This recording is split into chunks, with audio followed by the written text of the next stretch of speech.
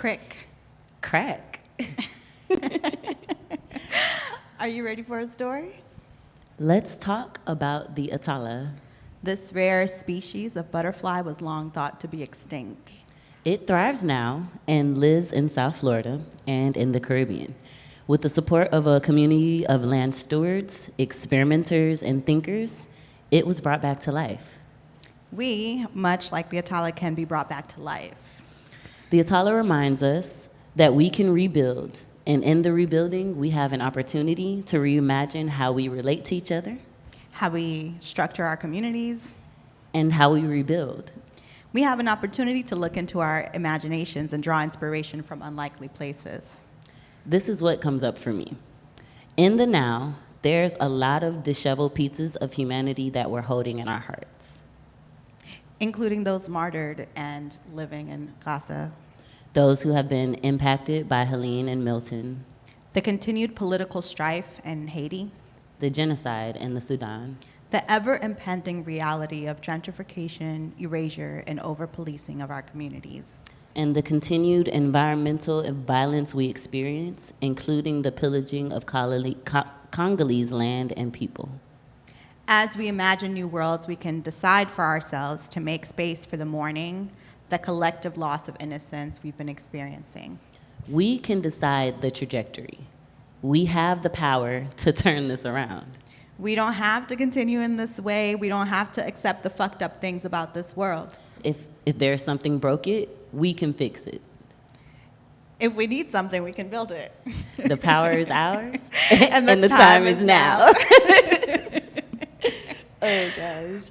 Many people, friends, neighbors in this generation know this deep in their bones and have been building coalitions and mutual aid networks that have been the saving grace of so many impacted by this world's tragedies. And I know we have heard these things before. Haven't we? And if we haven't, Good. Hold on to them. If you are guided by these values and these ways of living, good. Teach someone else. If you haven't found your people yet, well, We're here to help with that. In this show, we want to introduce to you the doers, the thinkers, healers, and the creators who embody this movement. My name is VK. And I'm Sam. Welcome to the Atala Dispatch. Now let's get down to Mars. Ow. Ow, ow, ow. We are ecstatic. Woo! If you couldn't tell already. Yes, Half they- of that wasn't even rehearsed. Right. We just on the fly, okay? On the cuff. We like improv around. Actually, I don't like improv. I'm not going to lie. I hate improv. But it's important. And we do this. Right. Yeah. And we're excited to bring you this show specifically because this is the work that excites us and inspires us. Yeah, as organizers and culture workers ourselves, we understand how important it is to document our movements in real time so we can be a reference point for those that will come after us. That's right. We also understand that in this type of work, we need everybody, and we all have something to offer, yes. And we know it's important to uplift the work that, and solutions that are already underway. So that each of us can find the space that helps us understand what's possible and then fight like hell until we get what we need, right? But before we get into all that, we wanted to give you a moment to get to know us a little bit. Yes. Two amazing, if I do say so myself, If I do. women who have forged a friendship in sunny South Florida through organizing. Yeah, so let's take it away. So this is Sam. She is Haitian, a Haitian Salvadoran mom of two. Hi, Minnie. Hi, Aggie. I hope y'all are doing great today. Out there with grandma. She's a culture worker who wears many hats. Her writing and visual strengths have helped shape campaigns for local and national organizations. She is also a CERT-trained climate organizer, come on credentials. She's a beekeeper with comb cutters and an educator with a passion for food sovereignty and writing the imaginative stories that will carry us into the new future. Hello, Sam. Hello, and this is BK. Hey, BK. Hey, girl, hey. She grew up right here in South Florida and has always had big dreams of writing, performing, on the theater stage and creating That's new what it is. myths and fables for the next generation. As you can tell, we are friends, and for good reason. For good reason. We're As a nerds. It's what we do. As a cultural worker and playwright, okay, she utilizes her love of film, photography, history, and cultural studies to guide her practice as an artist. And as an organizer, she, alongside many powerful local and national organizations, is helping to reshape, transform our movement landscape. Ow, ow, ow. We're gonna have sound effects soon, so wait on that. But yeah, this is us. This is we, and welcome to the Atala Dispatch. Welcome. Now today's episode is gonna be a little bit shorter and different from what we're gonna present to you in these next 3 episodes over the next couple of weeks. But we wanted to give you a little taste of what we have in store and what we imagine that we can bring to you. Our community, we are in the service of our movements, and we uplift those folks who are doing great work here in the city of Miami, here in South Florida. And, a lot of that work has shaped us and molded us in different ways. We'll get into that a little bit later. Yes. But, Sam, tell me, what is inspiring you right now? Oh, man, so much. Or this week? This week. Yes. I'm holding a whole lot this week, I'm sure many of us are. Right. But, I'm an avid reader, as are you, I know. Yes. And there's a particular essay that I've just been dabbling with and revisiting, actually, because, I think that a lot of what has been keeping me going is a lot of intangible things. So love, respect, mourning, loss, just holding those really big feelings and these really big concepts. Yeah. Reverence is a Yeah. big one, Oh, we which know. we'll talk about. We've been talking a lot a about little reverence. bit later. Shout out to the study group. Yes, Black Earth Wisdom Study Group. If you're Yes. watching, hey y'all. Yes. And so this particular essay by one of my favorite authors And poets. and poets. Yes, he's an amazing poet. I'm sorry if I butcher his name. Hanif Abdurraqib. Abdurraqib. Abdurraqib. Yes. Beautiful name. It is. He's got a book, A Little Devil in America, notes in praise of Black performance. Okay, so it's notes and praise or Notes notes in Okay, praise. see, all right. I was asking that before. I couldn't hear Of Black it. performance, Notes yes. in praise. A Little Devil Okay. in America. Love this Little book. Devil. It's a book of essays, a collection of essays, and and if you all are familiar with his work, then you all will understand me when I say that he has just such a thoughtful voice and such a reverent way of speaking about anything he touches, really. But in particular, he talks about love in this essay that is really the story surrounds around Wu-Tang Clan. Okay. And It's like it's Wu-Tang Clan. Wu-Tang Come on, Clan ain't nothing to Come on, fuck with. let's but go. also, they were such a beautiful example to him as a kid of love. And I think that the imagery of that, the way he paints that, the way he holds and the way he really takes us through and brings us back to the 90s, which, I'm an 80s baby, okay? Era of the latchkey kids, we knew. Okay. So for him to bring me back the way he did, and then to bring up love in that within that context, I thought was so beautiful.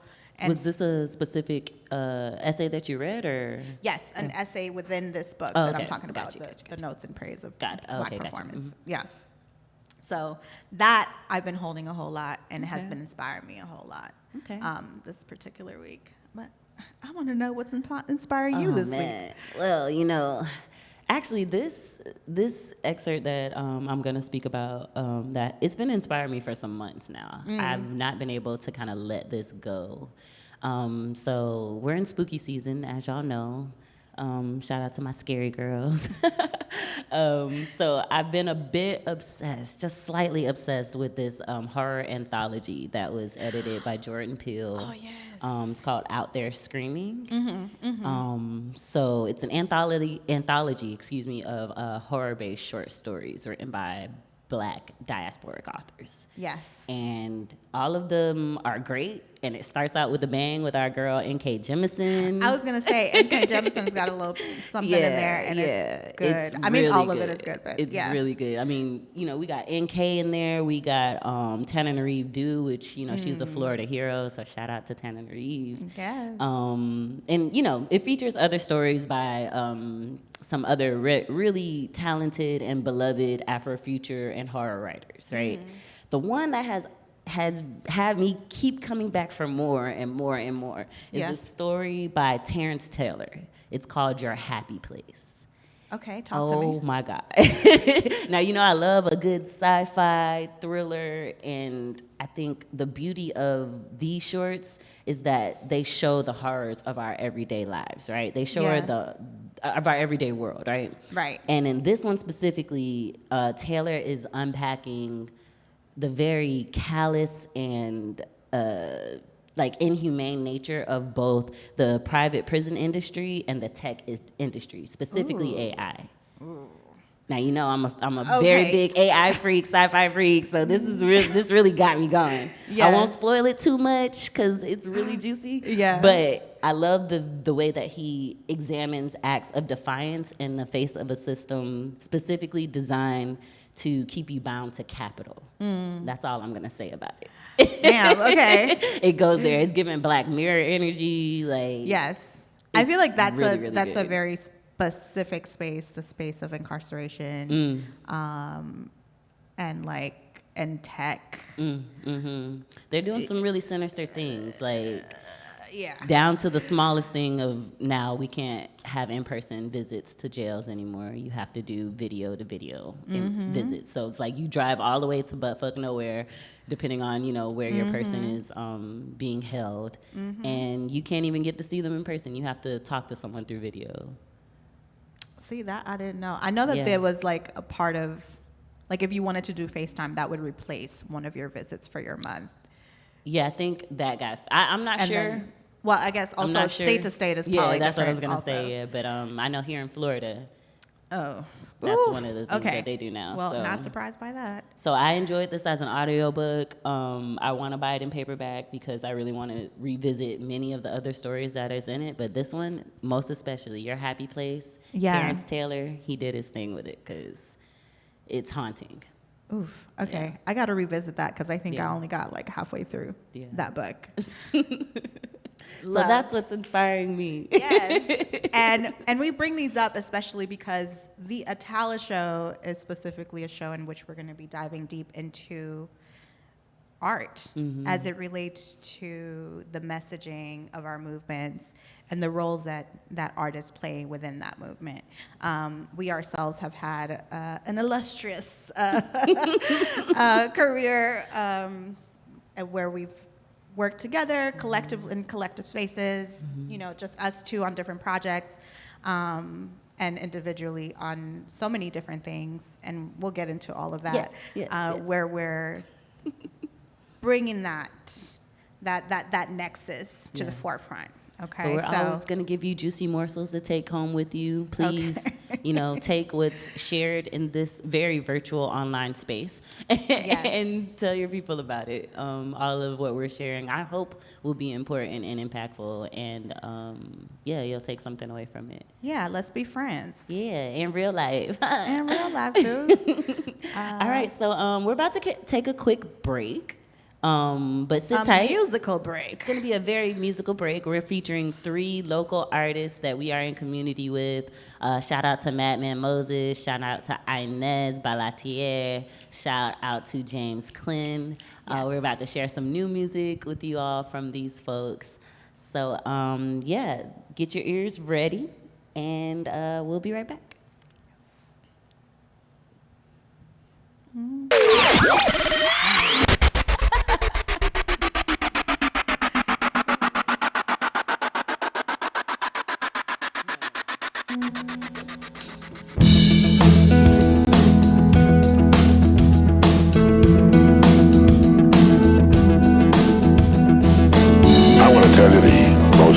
interesting story in the world. Why a person becomes the person he becomes.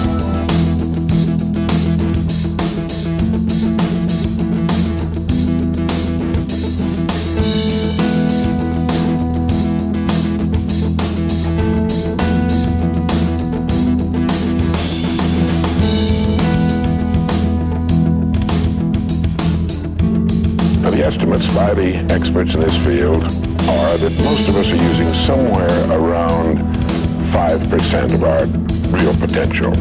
Some experts say as little as 1%. It means that we're only giving about 5% of ourselves to what we're doing, to our days, our work, our families, everyone we know, our entire environment. But it also means that we're only experiencing 5% of the fun.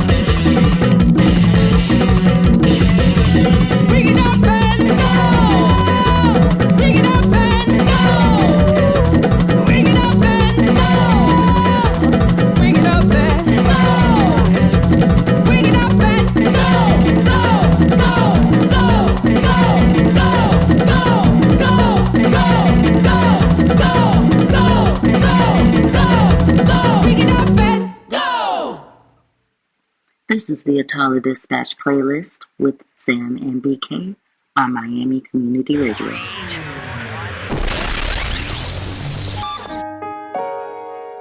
She was living in Queens, I was raised out in Brooklyn. She was living in Queens, I was raised out in Brooklyn. She was living in Queens, I was raised out in Brooklyn. She was living in Queens, I was raised out in Brooklyn.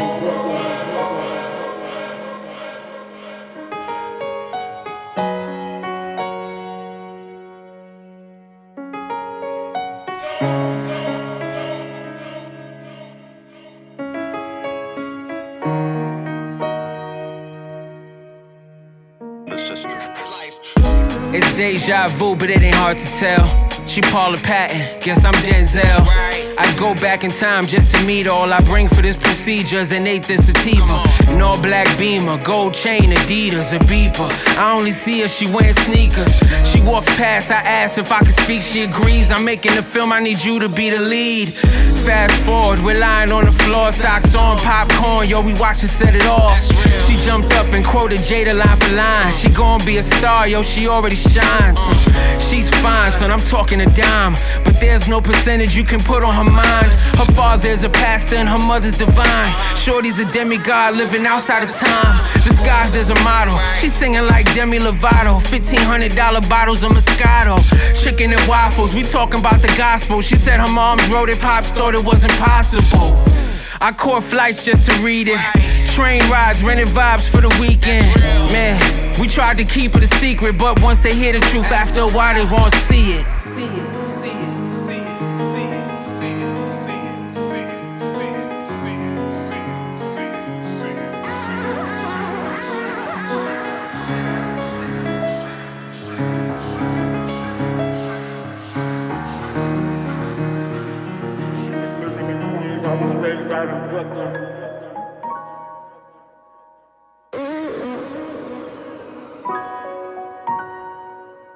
She was living in Queens, I was raised out in Brooklyn.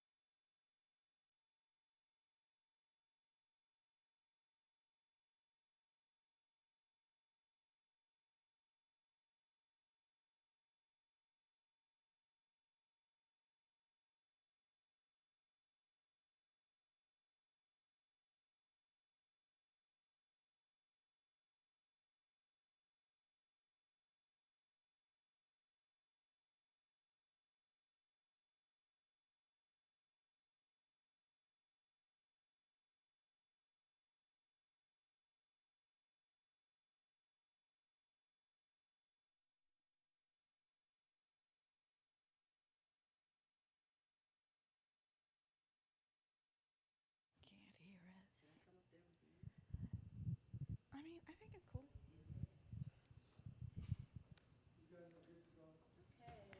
Excellent. I hope y'all enjoyed those just as much as we did.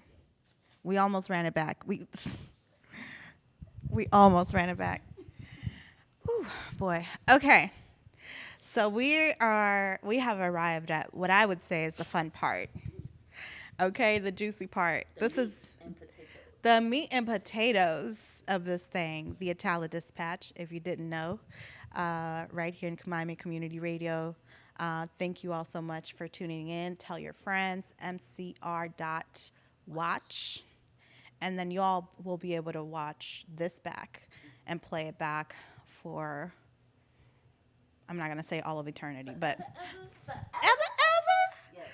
On YouTube, on the Miami Community Radio YouTube. So do not fret if you miss pieces of it. If you want to revisit nuggets, it'll be there for your pleasure, for your viewing pleasure. Um, and so I call this the fun part because this is the part where we get to chat.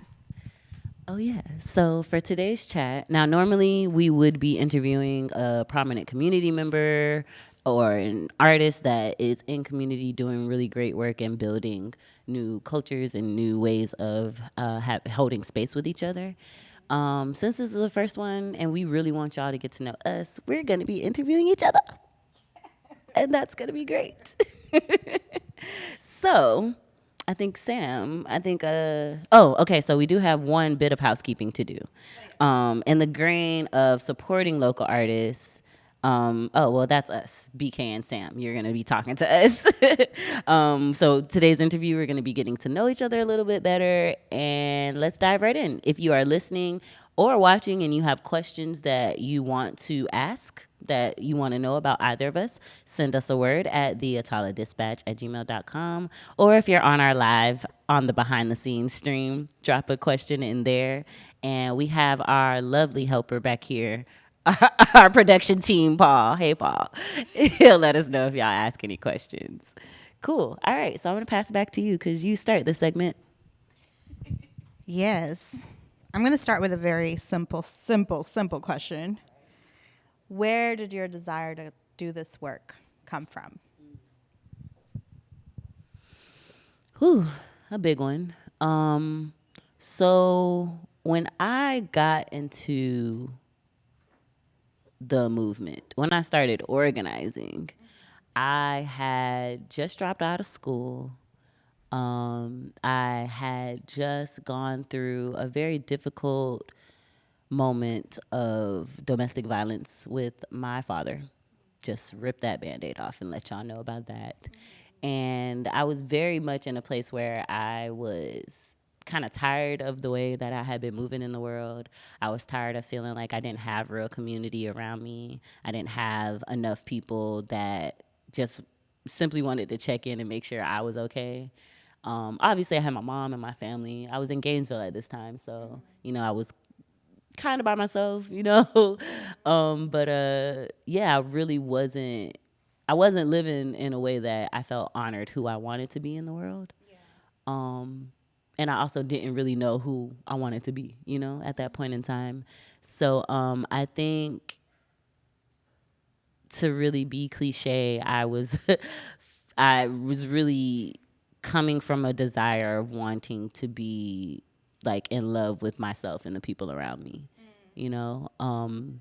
I was fueled by a genuine sense of love. We already know who says that. So I think my desire came from that. I was seeking a community that I hadn't, up until that point, hadn't experienced, maybe in little pockets here and there. Yeah. But I was seeking that type of community that I had never experienced, that I knew would help change me for the better. And in turn, I hoped that I could pour into that community and, leave it better than I found it.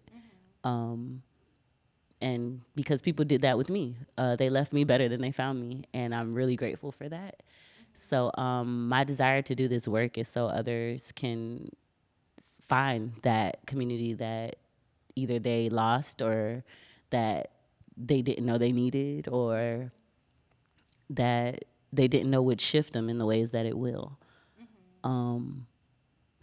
I think that's where my desire to do the work came from. Aside from the fact, and going to school in Tallahassee, I was a baby of 2006. 06, hey, class 06, let's go. Ooh. Are we the same class? Yeah, I think so. That's dope. Showing my age. Don't talk about me. Anyway, I think there were different moments that kind of ramped up to Trayvon for me. He went to my high school? Trayvon went to Crop, which I graduated from. Yeah. Oh, I did know that. No, I did know that. Yeah. I did know that. Yeah. Okay. And so that for me, same, but it hit But so I was saying there were things that led up to Trayvon for me. Like Trayvon solidified, okay, I need to find the people that are moving in the world to make sure shit like this doesn't happen. Yeah. But there were little things, and I don't know, you may remember some of these, like Gina 6 and what happened to Martin Lee Anderson. Those were the ramping up points that kind of started to wake me up to like, oh, okay, there's something bigger than me happening in this world, and I really need to tune in, get quiet, and pay attention to the folks that are trying to shift what's happening, you know?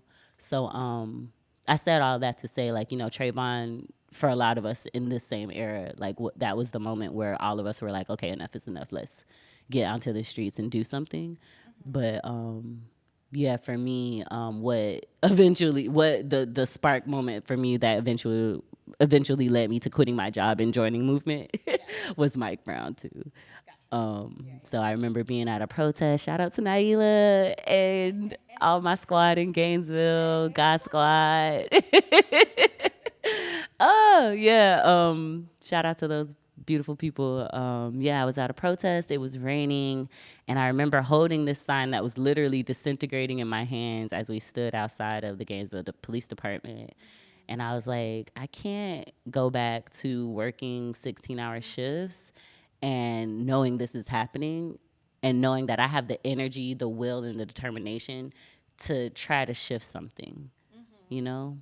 So sorry to be long-winded, but that I think that all those things combined solidified my desire and I guess real need and purpose to do this work, I think. Yeah. So I will flip it back onto you, my sweet friend. Where did your desire to do this came from? Yeah. And I know you did not just apologize on your own show. Oh.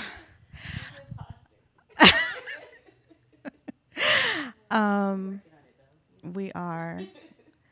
I mean, I think a lot of the same things. I think it's exactly what a lot of the things that we mentioned in the intro ring very true for me in that, like, you know, we're given this story when we're young of like sharing and, you know, fruits and rainbows and sunshine and whatever. But I think that once you get to a certain age, it's a different tune that we're singing.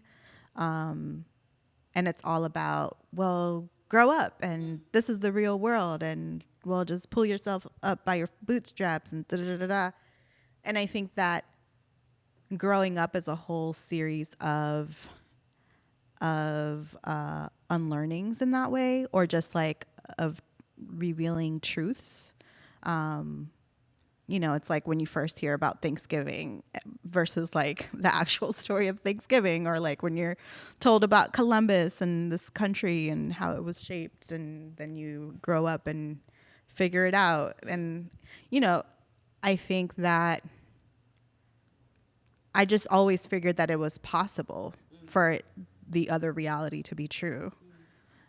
And I just never let go of that. You know, I grew up Catholic and I believed all the stuff.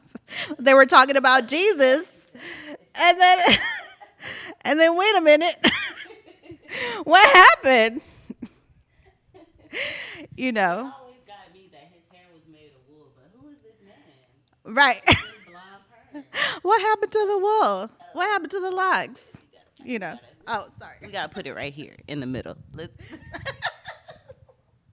Maybe we do need that second mic. But yeah, I just think that I always thought it was possible, and never in my mind did I question whether it could or could not be. I think we just needed to make that decision. And I think for me, same as what you were saying of like all of these things that were happening, but I was in poetry spaces a lot. And so there was a lot of political discourse within poems. And so, you know, whether it was Amadou Diallo or like all these different stories that we've heard of through the years. And I think at a certain point it felt like it was a thing of the past. And then at a certain point it felt like at the same time it was very present and just evergreen, you know, like just it's just here.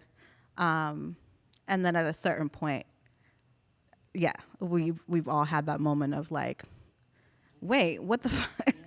No more. That's it. And And I think that that's really ultimately what brought me in: the art, the poetry, the songs, and then the people. Yeah.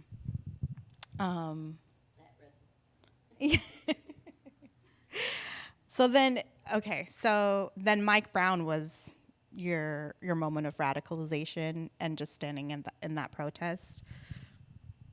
So yes, and I so yes, that was a radicalizing moment.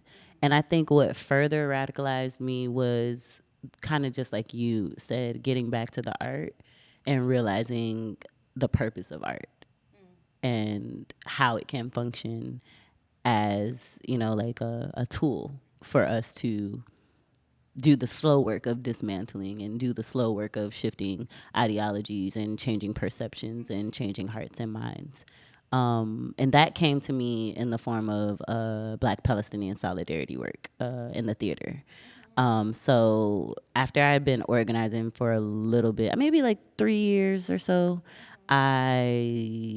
maybe less than that, I linked up with a journalist and documentarian named Jen Marlowe. She has her own organization called Donkey Saddle Projects. Shout out to DSP. It was through that work that really reminded me what the function of the theater could look like and be, and how theater can be applied to also shift hearts and minds and change communities, and be part of that conversation. So I think like learning about Palestine, hearing the stories that if I was if my eyes were closed and I was just listening, could sound like my cousin, my brother, my god cousin, my play cousins, like family. Like it sounds like, oh, this is what happens to my family.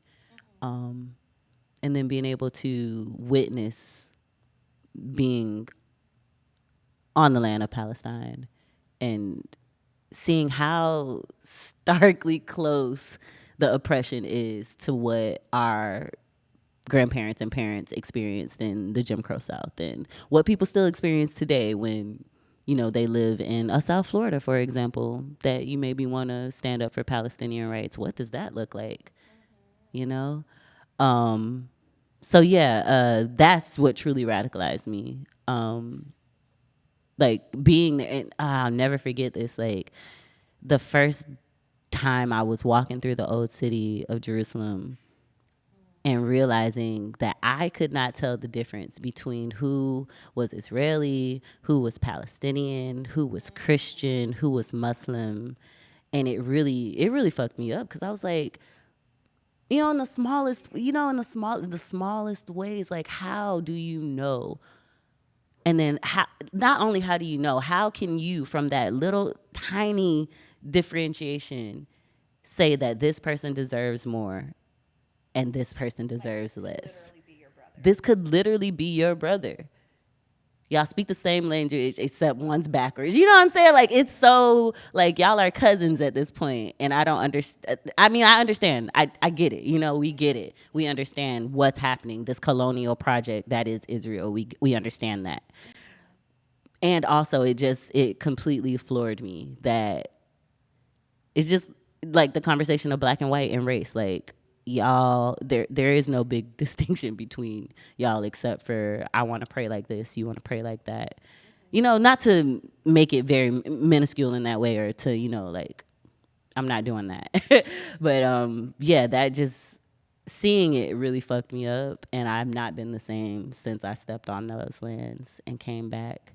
And I hold our cousins in my heart every day.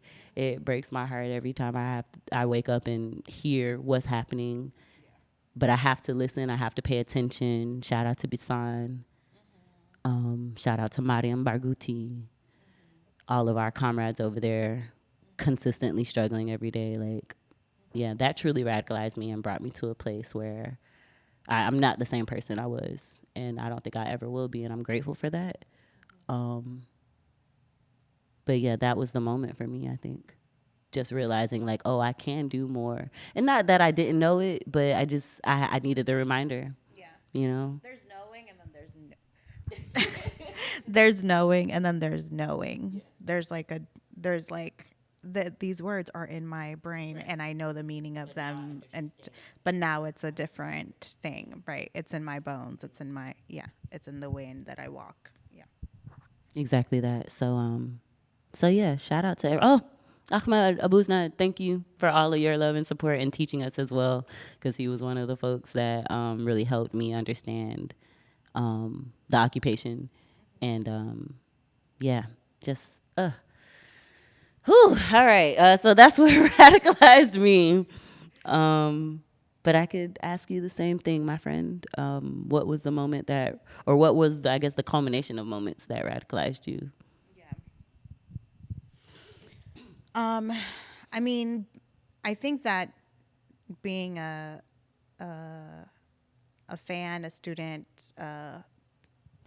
learner from hip hop and of art and of spoken word in particular, I was really wrapped up in that world for many years, and grew up a dancer, grew up, going to magnet arts high school, so like being around thespians and dancers and musicians is a way of life for me in a different kind of way. Like my grandpa was a band leader, my dad's a musician as well, and so I feel it on like a soul level, on a cellular level, the messages that come through. And so in listening to certain kinds of music, I really felt, those messages. And so I internalized them and knew them in a different kind of way. I think that once, as I was moving through the world, trying to, build a career in visual merchandising and, living life, all kinds of, fun things through my 20s. At some point, I think I watched a documentary, Food Inc. And then I got really pissed because my relationship with food is like a very particular one. And the way that they spelled it out, and like it's in the food too. Like it's the food too. And that really pissed me the fuck off at that point. And then I came across an opportunity to basically go to Hawaii and learn permaculture and how to grow food, and I felt like that was important. But I saw it as a way for me to escape. And then once I was there, I understood what people say about we're not free until we're all free. Regardless of whatever freedom I attained for myself and autonomy, there's the responsibility that comes with that. There's a weight that comes with carrying your sovereignty and imparting that on folks and like bringing folks up in that. There's a weight. There's an actual now it's on you, and there's and I can't do it alone. You know what I mean? And it's not a thing that you need to be doing alone or that you can do alone. I mean, I'm sure you could, but like, why? No, you couldn't. It'd just be really, really hard and like, why? You know what I mean? I think that.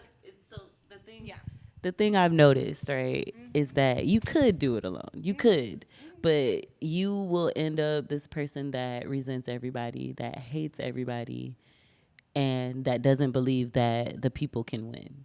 Right. That's what that does. Right. Yeah, so like you could, but why would you want to do that? You know, why would you want to go down that road? Like we're doing this for each other. We're doing this for the collective so it's just like, why would you want to do that? Because it's not good for you or me. Exactly. That's how you end up burnt up and burnt out. That's how you end up thinking, especially because, as you were saying, it's the love that brought us here. and then who do you leave? Who do you give it to? There's nobody to give it to. Then that defeats the whole purpose. And I think that at the end of the day, the messaging and the things that we learn in this world, in this capitalistic world, are not the things that are going to carry us through to the next world, to our futures, to futures that are actually built on sustainability and love and reverence and like on the interconnectedness. We cannot lean on the interconnectedness that just exists. You know, we're all impacting one another, whether we like it or not. And if we're intentional about that impact, and if we lean on that interconnectedness, it is so much easier to move and grow through the world. And that's really what it ended up being at the end of the day. So to be radicalized was to go and seek a thing and understand that I couldn't do it without people and that I needed to find my people. And then I came back and found folks like you and our squad, and you know. So the parallels in these stories is not missed on me, like, because you came to it in a different way where we both eventually like figured out like, oh, I need people. I can't be a hermit all my life. I need people. Shout out to Ari Lennox because she came to that realization too on her album. Anyway, listen to it. It's fine. But yes, I agree, friend. And I'm so happy that it felt like, what is that word? It's like synchronicity or serendipity. It felt very serendipitous that we all kind of just culminated into that space. It was a moment. Shout out to Voices, Poetry. We're going to be doing a lot of shout outs, just so you know, get shout out ready. Get your pen and pad, okay? Write these down. But yeah, shout out to Voices, Poetry for the People, another space that radicalized me and helped me find my voice, helped me understand how to wield that voice and speak truth to power. Shout out to the lovely and brilliant Aja Monet and Stacey Ann Chin. So let me tell you a little story. Quick aside, because Stacey Ann Chin came to the Miami Book Fair one year. I think it was maybe like, it was pre-pandemic. And I asked her that question. I was like, how do we, do the work of speaking truth to power? And she was just like, just do it. Just do it. Like, just get out there and do it. If you have to do it scared, say that thing. If your voice is shaking, say that thing. Like, we've heard this before, but to hear it from Stacey Ann Chin with her little accent and look at me right in my face, I'll never forget that, okay? Hello? But yes, shout out to Stacey and all the poets. Just, hey, poets, you got a home here with us, okay? Right. But yeah, I just wanted to share that because that was, it's a good reminder, It's a great reminder. And actually, now that we're talking about poetry and Poetry for the People, shout out to y'all and Stacey Ann Chan, who I love. I mean, if y'all haven't watched, what was that show called? Poetry. The one that was on HBO and it had all the spoken word. No. Before that. The one that Stacey Ann Chin was on, and she was like, Def Poetry Jam. If you have not seen her poems on Def Poetry Jam, I have watched and rewatched her work on there so much. Tidbit to that since we're on a Stacey Ann Chin run. So another thing that has been inspiring me right now is an album. I bought it. I have the hard copy. We should listen to it one day. Yes. It's called No More Water. It's by, I'm going to mess up her name so badly, Michelle Ndocello. Okay. Sorry if I don't even know. But she has, she's speaking, she's doing spoken word throughout the album. And when I tell you, like the goosebumps and she's ratcheting something up in you because you can't just sit there and listen to her. You know how she is. And it's just like, no more water the fire next time is what she says. And oh man, please listen to that album, dive into it. I shared it with everyone as soon as I bought it and listened to it. It is truly impactful, and especially for what we're going through right now with everything that is holding our hearts and spirits hostage. Like, please dive into that and let it feed your spirit, because it's gonna water you. Literally, it's gonna water your spirit and put that fire up under your ass to care about something other than what you see in the mirror every day. Right. The thing that I can't, the thing that for me is also a theme here is like knowing something and learning something and then not able to then continue forward as if you didn't just hear that thing. Ooh. Say some more about that. You cooking something. Say some more about that. Because I think I'm noticing that for you, I'm noticing that for myself, and I'm pretty sure that a lot of you can resonate with this, that there are just some truths that you cannot put down. There are just some truths that you've got to hold and that just change you on a molecular level. And then if you try to like do this, you can't move the same. You got to change it up. And that's really what, at the end of the day, that all of this is boiling down to. If you don't mind, can we listen to some poetry right now? Yes, let's do that. Sylvia. Is this your poetry? Yes, let's cue it up, yeah. Can you tell us about your poetry? Well, let's listen to it, and then we can talk about it. Tap in, y'all. We'll be back. Yes. An old trade route, or to sweetness goes the dirt road.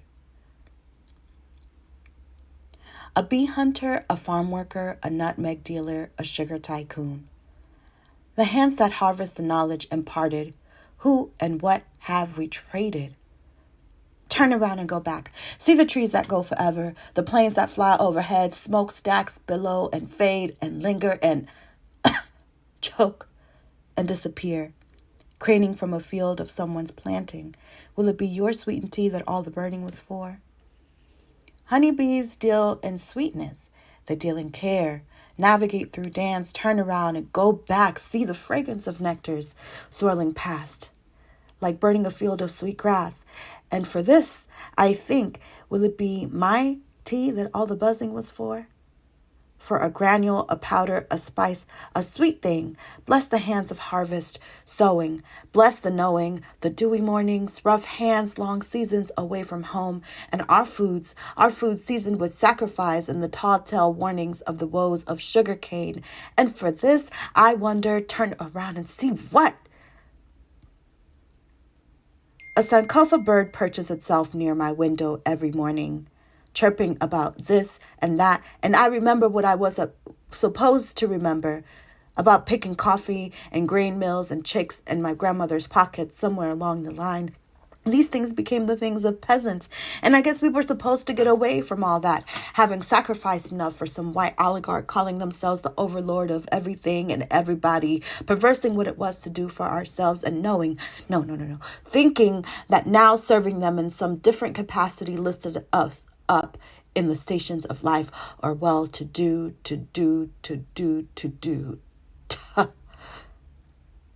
Someone picture strawberries by hand. No machine can do that. Someone chose them perfectly ripe for your liking and got paid a couple cents per box for the strawberries going bad in your fridge. Someone breathed in pesticides, wiped their face of them, and tasted bitter on their lips.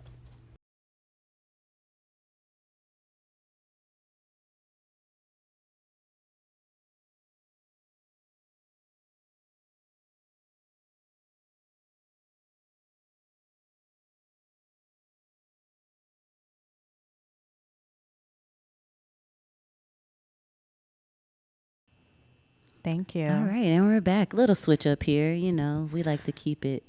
I feel like we're turning off the lights and switching the poses every time.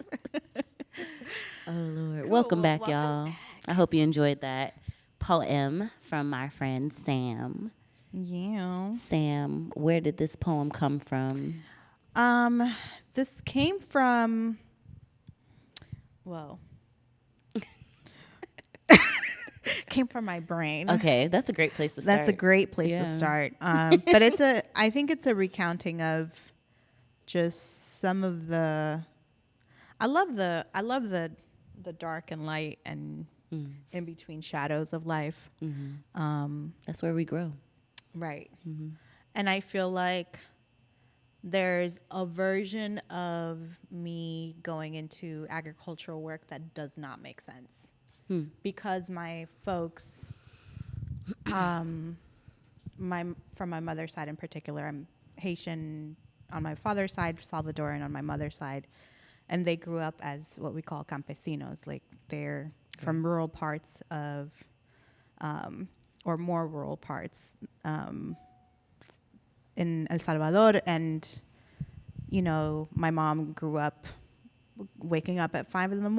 and going to pick coffee and then going to the mill so that they could have flour to make the tortillas for breakfast for everyone. And like, you know, these are realities of how they grew up. And she grew up in the 60s, 50s, 60s, 70s in El Salvador, just leading up to the Civil War.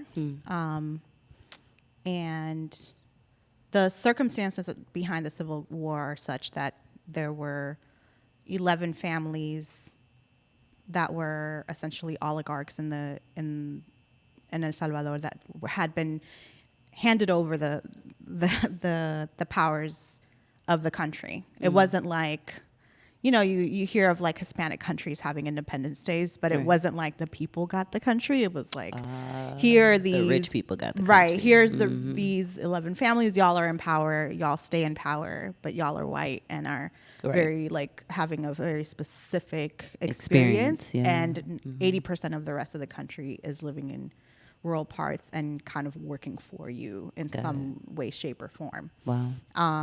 And so having this immigrant kid and immigrant experience is a very specific one in that she sacrificed a whole lot.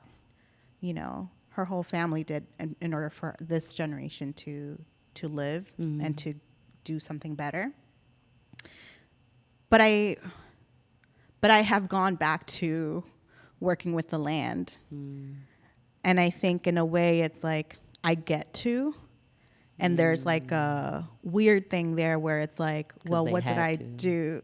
Right. Or, you know, what did I do all of that for? But I think that there's like a perversion that happened somewhere along the way where if you were someone that worked the land, you were less than versus, you know, if you worked the rich people who didn't have anything, but you're paying them. Right.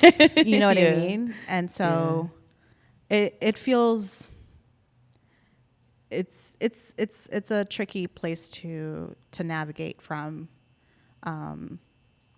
And I, you know, welcome it all. But I think that within that there's the immigrant experience also of like being a migrant worker in farms today, which is like not the same thing that I'm, you know, which is not my experience. Right. Yeah. And in some way we are the same. Right. Yeah. No. You exactly. know, and yet here it is, this thing, you know. So I'm just kind of holding all of that in that poem, and that's what I love about poetry because it can just hold so much and it carries so much feeling and nuance that regular language cannot. Yeah. That's, you know, words fail us all the time. And I say that as a writer. I know. Listen, you know how you will sit with me in my writer's block consistently. You know? So if anybody understands, I know. I get it. I definitely get it. For sure. Well, I'm super grateful, and I'm pretty sure I can speak for a lot of us in community.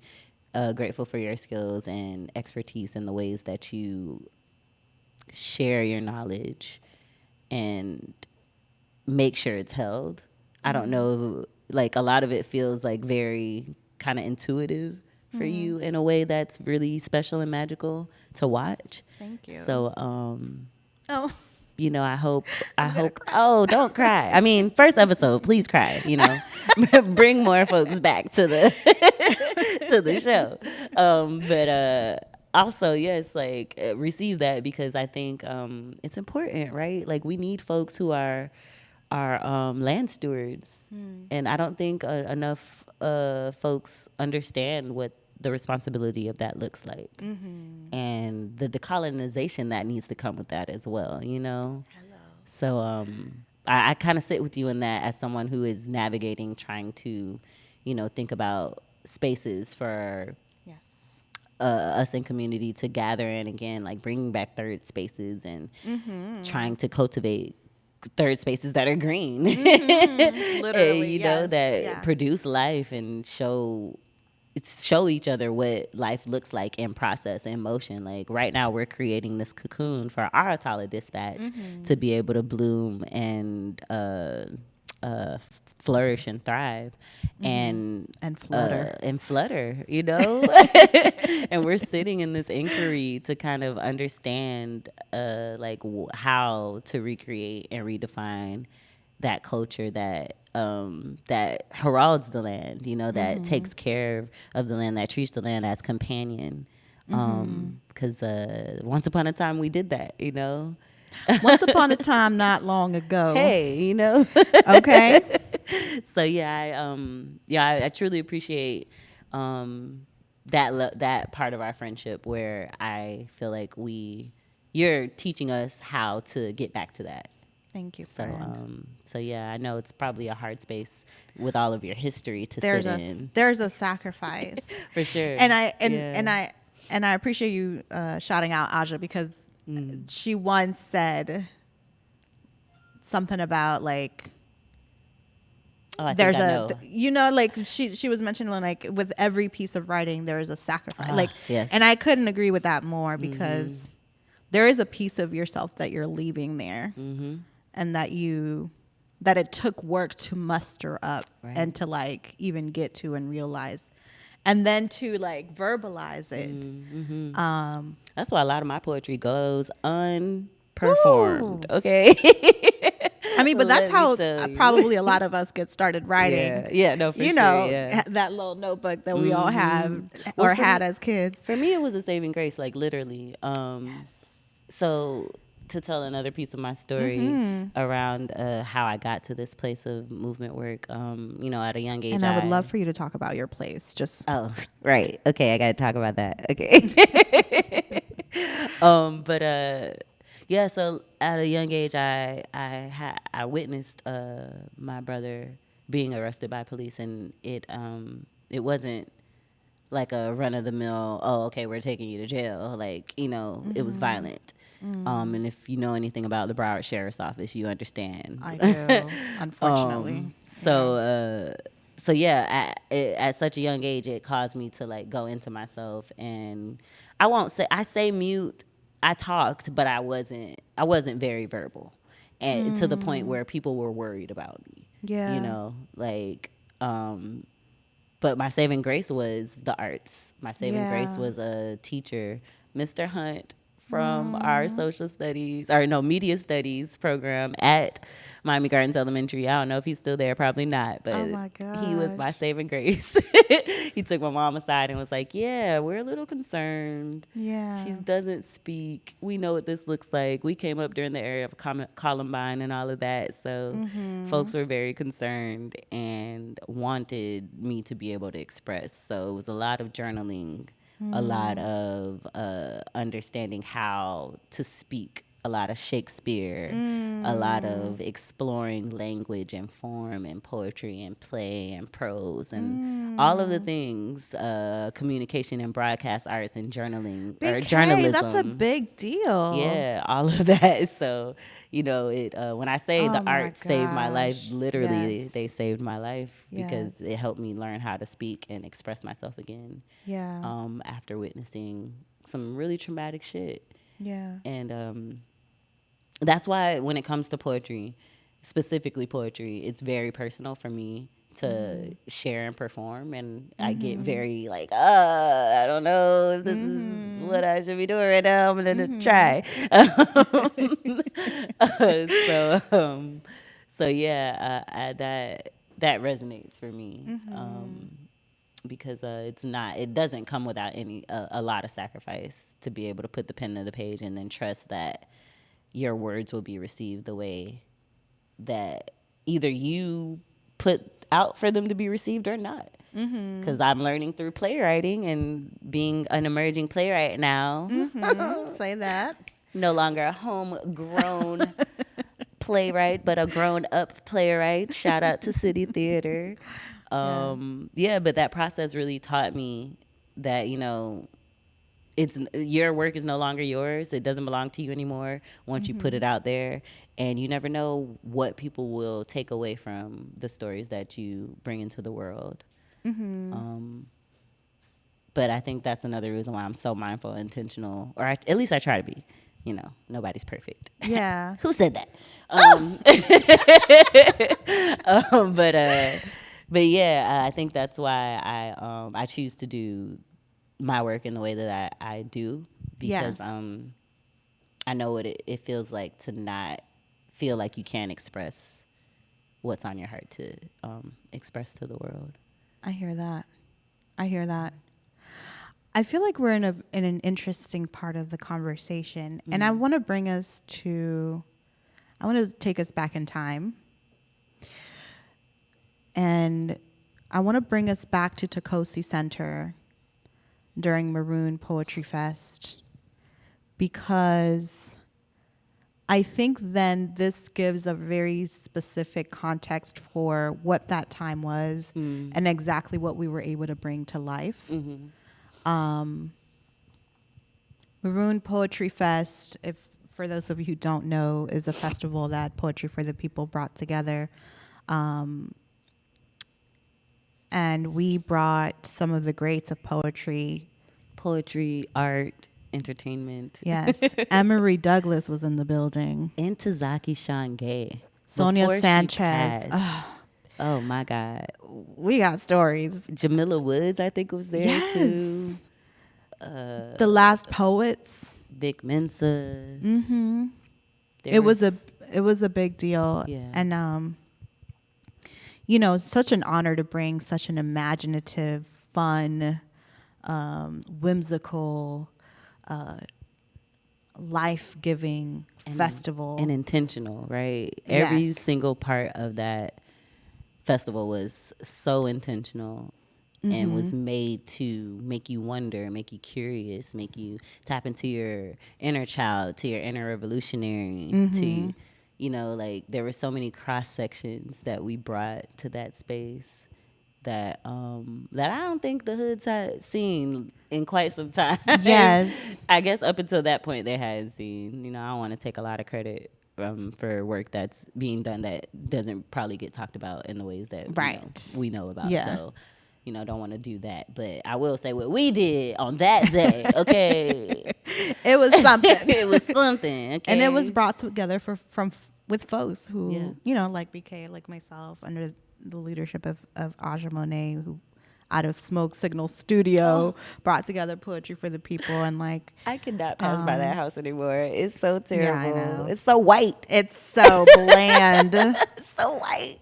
So gentrifying white. Not like the neighborhood, because it is being gentrified, but I mean like Yes. the house itself is white. No, yeah, like no, if you knew no more what that- murals. Yeah, if you knew what that house looked Basically. like, it was just like, oh my gosh, like something magical used to exist We here. had a time. Do you know what used to be here? Listen, while we were getting ready, prepping for this episode, BK was like, "Do you remember when Sekajipo got on the roof?" On the roof. I'm like, He was that on is such the a crazy roof. phrase. I know it happened. I was there. I saw it, but like Jeepo on the roof and Jay Howard in the tree. in the tree, try to quiet us down, lull us down, so that the cops wouldn't come to the back Oh man. and fuck with us and shut us down. That Magical was the time. moments, man. Magical moments. Yes. All that to say, That was the kind of space that I think that all of our dreaming and musing about what's possible was able to create. yeah. And I think what what we want to create in this space and this time is something that can translate to what we need for right now. Exactly. So this might be the beginning of something towards that. I hope so. I hope so. I feel it in my bones. I hope so. y'all hope so. I hope Yes. y'all think so. Uh-oh, we're back. Okay. I got you. I've been trying to get you on. That's So, funny. to close us out, I think we answered these unintentionally, so that's Oh, did great. we? Yeah. Well, I want to know, what are you working on right now? Like, we talked about the past. We haven't talked about the future. We haven't talked about But the you future. tell me about right now. What's So- going on? As I said, I just finished a playwriting fellowship with City Theater Miami. It was my first playwriting fellowship. Shout out to you. Yes. And I started the work over the course of this past year of creating a full-length play. It's titled Within These Roots. And the funny way that my brain works, I imagined, what conversations our plants have about us when we're going through mental health crises. So that's what that play is loosely about. And I'm working on that, trying to find some opportunities where I could kind of hunker down and finish the full length Yes. in its entirety, because a lot of folks really enjoyed performing in that Yeah. and being part of that story, and they want to see how it finishes and ends. So that's what I'm working on. I'm working on this with you. Yes. In my organizing capacity, I am a member of a few great organizations that are housed at the Freedom Lab here in Liberty City, Miami. Shout out to the Freedom Lab. That's the Black Collective, the Dream Defenders, the Black Smile Men Trust, Build. Black Men Build, Ladies of Hope Ministries, the Miami-Dade Street Response. There's a C in there. Miami-Dade. Street medicine? No. There's no Crisis- medicine in there? There's a free clinic at the Freedom Lab, y'all. We could get it together, but if you go, it's right there. It's operated by Doctors Within Borders, or Without Borders, and our people's doctor, Dr. Armin. He's amazing. Dr. Armin. If you need health care and you don't have insurance or you're underinsured, you can go to the Freedom Lab. And it's a walk-up only. It's walk-up only, and you can be referred to services to help you take care of Yes. yourself. The containers in the back are not just containers. Yeah. They're a whole clinic. And if you are in need of food or clothing, there is the Village Fridge that also operates out of the Freedom Lab. They give out hot meals Monday through Saturday from 9 to 12. So I'm working on those things. I'm a fellow with our Healing and Justice Center, and working to popularize the work of that beautiful experiment that is also in operation at the Freedom Lab, and works in tandem with the Miami-Dade Street Response Which team. is a very exciting time, I think. Yes. Everything that's going on at the At the Freedom Lab Freedom is really Lab, exciting. yeah. And for it all to be in within one space, building. yeah. And I again want to bring us back to like the intangible things Come on, that talk keep about us it. together, and that is the importance of presence and the dynamics that happen when we are in the same space together, the in-between things that we might take for granted. That is where the magic happens. And the fact that all of these different things are under one building is a really, really incredibly important time and place to be. It is. Whether it's you receiving services or taking part in volunteering, which, by the way, mutual aid, a lot of the mutual aid that's going out to the state is coming from right there. Yeah. So right now if you want to volunteer. Yeah, they're packing pallets to take care of folks who have been impacted by Hurricane Milton and Hurricane Helene. I believe, I've been getting messages all day about it, really. I believe a few packages just got delivered to certain parts of Central Florida. Nice. And will continue to go out throughout the week. As long as we are not impacted by weather, we should be able to get out some resources and supplies to folks who really need it right now. Yeah. So in a nutshell, that's what I've been working on. Yes. Let that be a reminder that we got us, yeah, and we that got we all us. got a role to play. We got us. I mean, there are other things I could talk about, but I don't want to put the cart before the horse. So Yeah. we'll talk more about that. We got time. But how about you, sweetie? What are we working on? Well, some of you might know me from Comb Cutters and from the work that I've done there, specifically in the last couple of years as we have transformed ourselves into a worker co-op. Yes, worker co-ops. And have been doing a lot more community-facing. Oh my God. Free community-facing events, which is, I Side think. note, can we talk about how much of a fever dream COVID was? Because I barely remember that we both went through that co-op worker training. Oh, yeah. That's true. You were in there with us. I was in that. Oh, my God. That's true. And then we entered the incubator after the fact. Yeah. That's amazing work.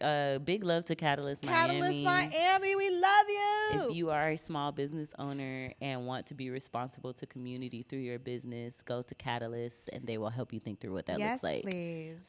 They're an incubator hub for small businesses. It doesn't necessarily need to be like responsible to community, but why would you not want to be? Come on. What's Get even yourself the together. point? If you Get yourself together, okay? I'm not berating you. I'm just, pointing Just saying. pointing it out.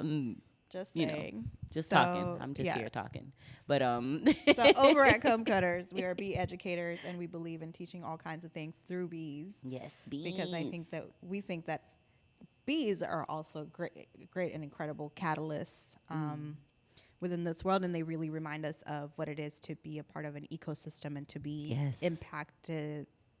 impacted by and like influencing of an ecosystem or of various ecosystems, and how many ecosystems we traverse in a day, who knows? And yet we are impacting each and every one of them.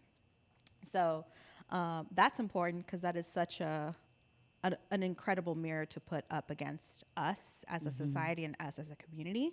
And when I say community, I mean both physical neighbors and like intentional, community members and comrades and friends and, lifelong siblings, chosen or not. And so, so check us out, Comb Cutters, if you don't know. Now you know. Now you know. And if then you want bees on your property, call Sam and Rachel. They will give you some bees. Rebecca. Oh but my God, who is okay. Rachel? Rachel is Rebecca's part. You know what? Okay. Anyway, They related. Okay, sorry, Rebecca. on another note, Just like my Feed mom. Almanac. I was about to ask you about that. Can you tell us more about the Feed Almanac? Yes, What I is just that? think that growing food in South Florida is pretty confusing, especially since most of the information that you'll receive as you research and start learning is geared more towards more temperate climates. And we are we're 11A. We were 10B and we turned into 11A because climate change. So Can you talk about those distinctions? So this is the USDA growing zone. Okay. Which is determined by how cold your area gets, which another reason why this is like not actually something that's designed for us. But basically when we grow the kinds of foods that you probably have in your everyday diet, like potatoes, tomatoes, greens, and those sorts of things, we have very specific windows to grow those things. And if you're not growing those, you're growing very tropical things that are endemic to here, and that are probably things that if you're Caribbean, you probably know of them, and other things that are very like, what is this? I've never heard of it. But there are we can grow year round. It's just a matter of changing our diets and understanding and learning about the things that are possible once again. And so Feed Almanac seeks to kind of dust away all the confusion and just kind of in very plain language give you the tools to be able to grow within the guise of like Black futurist storytelling and visuals and all of these things and poetry and all of the things that I think are cool. We also have a reading club. We got a study club that A we study just wrapped group. up. Sorry, not reading club. A study group. We just wrapped up Black Earth Wisdom, which is a beautiful book by Leah Penniman over at Soulfire Farm. Yes.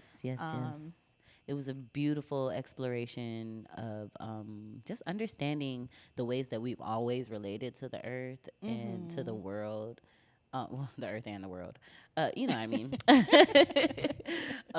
But how we related to the land specifically, and what it looks like now, and how it's looked, what it looks like, and what people are dreaming that it can be in the future. Yes. And it was so beautiful.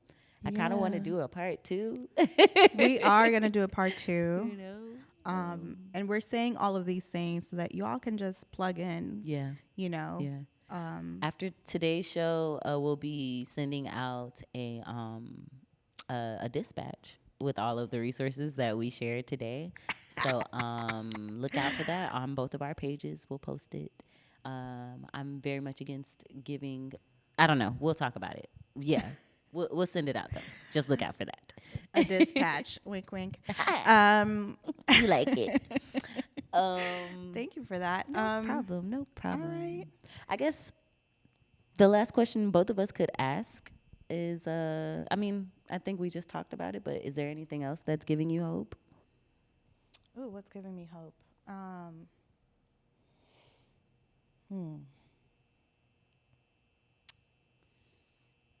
Yeah, it's a big one right now. Yeah. I mean, I think the reason why I wanted to do the study group actually is because I did feel very hopeless. Okay. But I think that putting my hands to work, putting my mind to work, studying, learning, picking up new skills, I think that feels like a worthwhile use of my time. And my time is very precious. Come on. With the 2 little ones. With the 2 little ones. And so how I use my time is very important. And I have to be strategic about it. Right. And we have to be strategic in the ways in which we move forward. And I think that studying, learning is an important way for us to ground ourselves and find hope. Because then what are the possibilities that you're literally creating, and bringing into fruition once you kind of strap yourself up? It's like Neo. Yeah. I know Kung Fu. Yeah. That's awesome. Well, I too want to learn and know Kung Fu. I think what's been consistently giving me hope as of late is, there's a few things. I feel like I am finally getting to a place where I can identify what real community looks like for me. I feel that for a long time I don't know. I guess I just didn't recognize who was around me and how many people I did have. Oftentimes we tend to isolate ourselves and feel like the whole world's against us or we're never doing anything right. I'm speaking for me. Like we're never doing anything right or, things just can't come together and what am I doing? What am I doing? And I feel like as of late, that question, I've been answering that question. Like, what am I doing? Oh, you're doing this. Or you're with this. You're here. This is what you're doing. This is what is going to bring you to the next place, Yeah. So I think just being able to really identify like who my people are. And also, this is going to be a little negative, but it feels positive. Knowing who isn't your people, right? Like that's real. It's been very illuminating to go into these spaces and places and experiences of understanding, like, okay, everybody's not going to give in the way that you give. Everybody's not going to show up in the ways that you show up.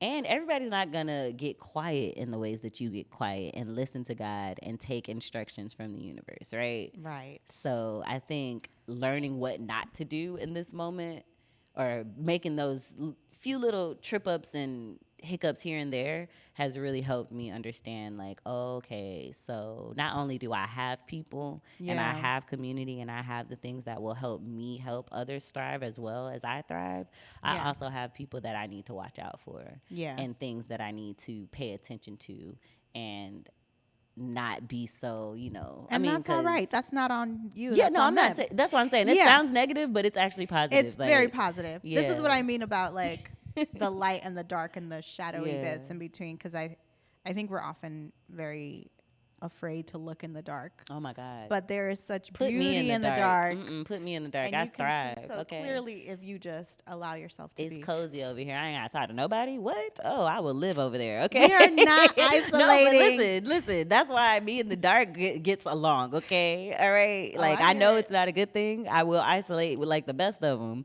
and be perfectly okay. Not good thing or a bad thing, I think. But the ways that I've experienced it have been the bad. same thing on both of Yeah. No, you're right.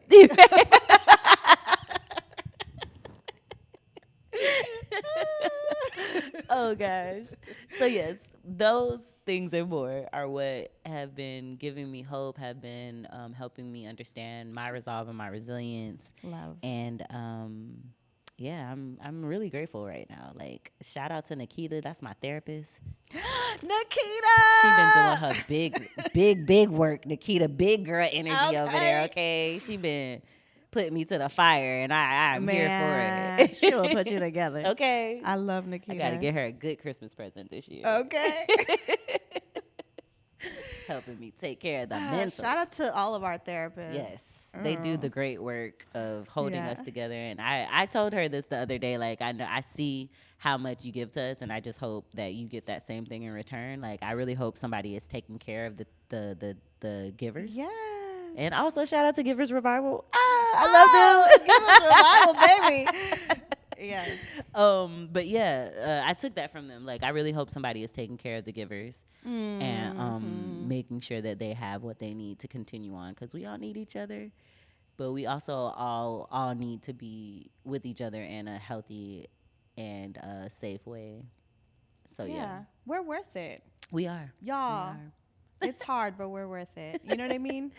So that's what's giving me hope. I hope that. to hear from you all and you all on our live. Like, please let us know what's bringing you hope today and what's helping you get through. An important question. Yeah. Thank y'all for joining us. Yeah, this has been so cute. My gosh. Thank y'all. Shout out to Miami Community Radio for letting us do our thing here. Hopefully you let us come back. We'll be back. We'll be back, So our next dispatch will be on the 17th. Yes, ma'am. Yeah. No, that's not true. That's not true? That's not true. That's the wrong date that we had on the flyer. No, but today's the 13th. So Today's the the next 13th. one's the 17th. No, it's the following week. Oh, haha. We'll figure it out and You get back know to y'all. Hold on. We got to pull it up for you all right now. Talk to the people while I pull this up. So again, thank y'all so much. This is our first micro season that we're doing of the Atala Dispatch.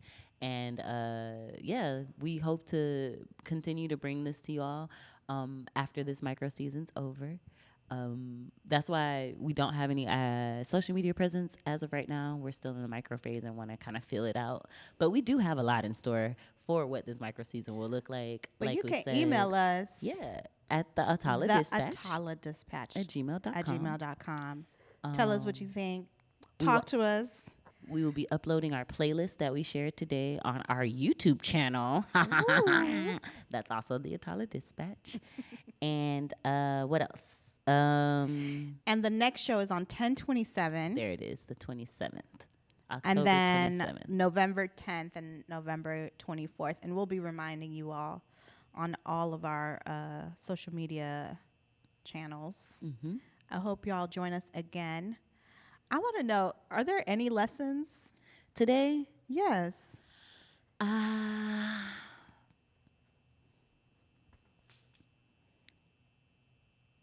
I think what's coming to me is don't sweat the small stuff. I know I tend to be a person that gets really triggered by small stuff that happens that just disrupts the day or the course of wherever I'm doing. So I'm trying to remember to not sweat the small stuff. Yes. And what will be, will be. I got to remember to have fun, y'all. Oh, okay. That's a big one. You got to stick with me, kid. We'll be all right. That's a big one. Yes, for sure. Oh, my goodness. All right. Well, we're going to let y'all go. Thank you so much for joining us for our first Atala Dispatch. Many more to come. And we hope to see you soon. Love y'all. Bye. Bye.